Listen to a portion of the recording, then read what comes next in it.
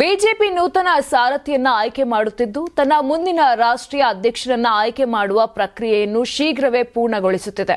ಮೂಲಗಳ ತಿಳುವಳಿಕೆಯಿಂದ ಜನವರಿ 15ರ ನಂತರ ಪಾರ್ಟಿಯ ಎಲ್ಲ ರಾಜ್ಯ ಅಧ್ಯಕ್ಷರನ್ನ ಕೇಂದ್ರ ರಾಜಧಾನಿ ದೆಹಲಿಗೆ ಆಹ್ವಾನಿಸಬಹುದಾಗಿದೆ.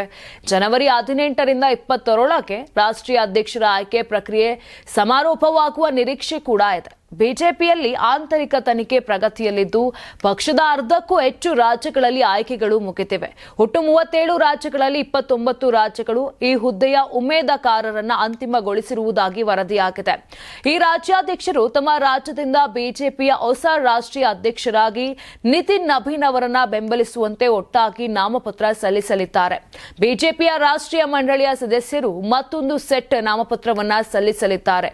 ಇನ್ನು ಅಜ್ಞಾತ ಮೂಲಗಳ ಪ್ರಕಾರ ನಿತಿನ್ ನಬೀನ್ ಅವರನ್ನ ಬೆಂಬಲಿಸುವ ನಾಮಪತ್ರಕ್ಕೆ ಪ್ರಧಾನಿ ನರೇಂದ್ರ ಮೋದಿ ಮತ್ತು ಕೇಂದ್ರ ಗೃಹ ಸಚಿವ ಅಮಿತ್ ಶಾ ಅವರ ಸಹಿ ಪಡೆದಿದೆ. ಬಹುತೇಕ ನಿತಿನ್ ನಬೀನ್ ಮಾತ್ರ ನಾಮಪತ್ರ ಸಲ್ಲಿಸುವ ಅಭ್ಯರ್ಥಿಯಾಗಿದ್ದು ಬಿಜೆಪಿ ಮುಖ್ಯ ಚುನಾವಣಾ ಅಧಿಕಾರಿ ಕೆ ಲಕ್ಷ್ಮಣ್ ಅವರು ನಾಮಪತ್ರ ಪರಿಶೀಲಿಸಿದ ನಂತರ ರಾಷ್ಟ್ರೀಯ ಅಧ್ಯಕ್ಷರಾಗಿ ಅವರ ಆಯ್ಕೆಯನ್ನು ಅಧಿಕೃತವಾಗಿ ಘೋಷಿಸಲಾಗುತ್ತದೆ.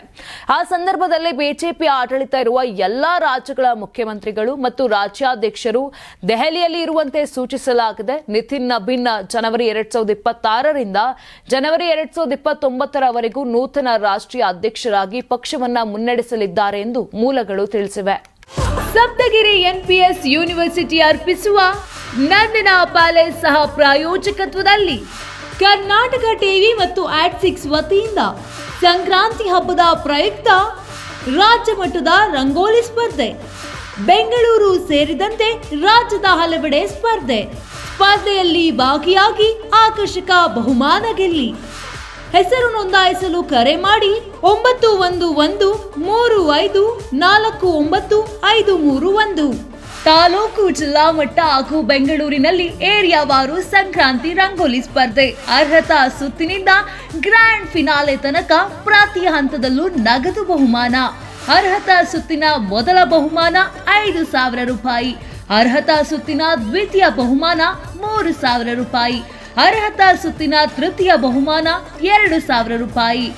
ಫಿನಾಲೆಯ ಮೊದಲ ಬಹುಮಾನ 30,000 ರೂಪಾಯಿ. ಫಿನಾಲೆಯ ದ್ವಿತೀಯ ಬಹುಮಾನ 20,000 ರೂಪಾಯಿ. ಫಿನಾಲೆಯ ತೃತೀಯ ಬಹುಮಾನ 10,000 ರೂಪಾಯಿ. ಒಟ್ಟಾರೆ 5 ಲಕ್ಷ ನಗದು ಬಹುಮಾನ ವಿತರಣೆ.